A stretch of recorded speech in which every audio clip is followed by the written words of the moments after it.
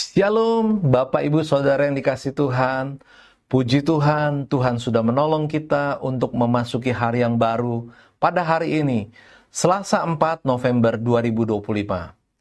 Kita masih dalam pembahasan seminggu bersama Imam Sadok. Hari ini adalah hari yang keempat. Renungan hari ini berjudul Kolaborasi Dua Hamba Tuhan.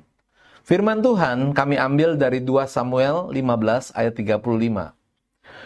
Bukankah Sadok dan Abiatar, imam-imam itu, ada bersama-sama engkau di sana? Jadi segala yang kau dengar dari dalam istana raja, haruslah kau beritahukan kepada Sadok dan Abiatar, imam-imam itu. Kolaborasi memang seharusnya diwujudkan, terutama oleh orang-orang yang mempunyai pekerjaan atau pelayanan yang sama. Hal ini akan mencegah terjadinya persaingan negatif yang bisa menimbulkan perseteruan di antara mereka. Sebaliknya, akan membuat pekerjaan atau pelayanan menjadi lebih mudah dan berhasil dengan baik. Zadok mewujudkan kolaborasi itu dalam pelayanannya sebagai imam. Zadok dengan Ahimelek. Dijelaskan di dalam 2 Samuel 8 ayat 17 bahwa Zadok dan Ahimelek sama-sama diangkat oleh Daud menjadi imam dalam pemerintahannya. Zadok disebutkan pertama kali meskipun Ahimelek adalah putra dari imam besar saat itu, karena ia sangat disukai oleh Daud, seperti juga setelahnya disukai oleh Salomo. Sekalipun hanya disebut dalam satu kisah ini saja, tetapi itu sudah menunjukkan adanya kerjasama di antara Zadok dan Ahimelek. Sebab juga tidak ada catatan yang menjelaskan bahwa mereka berselisih paham atau mengambil langkah yang berbeda atau berseberangan. Zadok dengan Abiatar. Kolaborasi antara Zadok dan Abiatar terjadi sebelum Abiatar memutuskan untuk mendukung Adonia menjadi raja.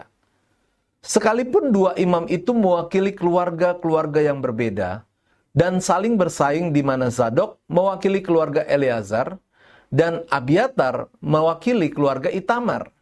Namun mereka saat itu bisa bekerja sama. Zadok melayani bersama Abiatar selama pemerintahan Daud dan memainkan peran penting dalam urusan agama dan politik kerajaan. Kisah Zadok dan Abiatar menggambarkan tema-tema kesetiaan, penghakiman ilahi, dan penggenapan janji-janji Tuhan. Kehidupan dan tindakan mereka memiliki dampak yang bertahan lama pada keagamaan dan politik bangsa Israel. Zadok dan Abiatar adalah imam-imam penting selama peristiwa-peristiwa seputar pemberontakan Absalom, anak Daud. Mereka menerima informasi penting dari Husai tentang keputusan-keputusan Absalom dan ditugaskan untuk menyampaikan pesan-pesan kepada Raja Daud.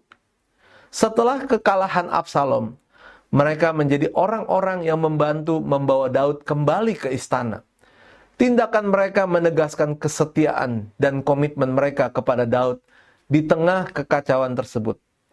Artinya bahwa kolaborasi antara Zadok dan Abiatar memang sangat dibutuhkan saat itu.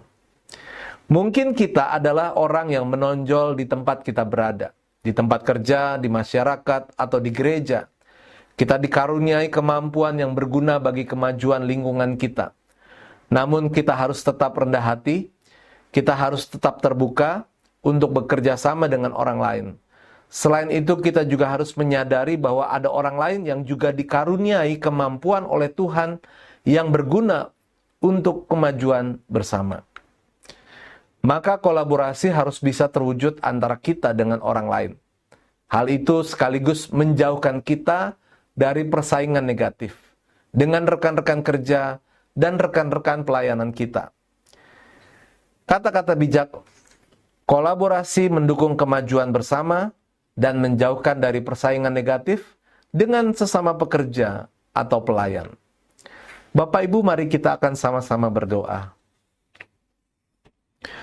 Tuhan, berikanku kerendahan hati dan keterbukaan, sehingga aku bisa bekerja sama dengan orang lain untuk kemajuan bersama.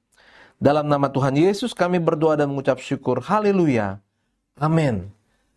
Puji Tuhan, selamat beraktivitas untuk Bapak Ibu semuanya. Dan Bapak Ibu bisa menjadi berkat jika Bapak Ibu menyebarkan renungan Mana Surgawi ini kepada teman ataupun saudara-saudara yang lain supaya mereka semakin dekat dengan Tuhan. Tuhan Yesus memberkati.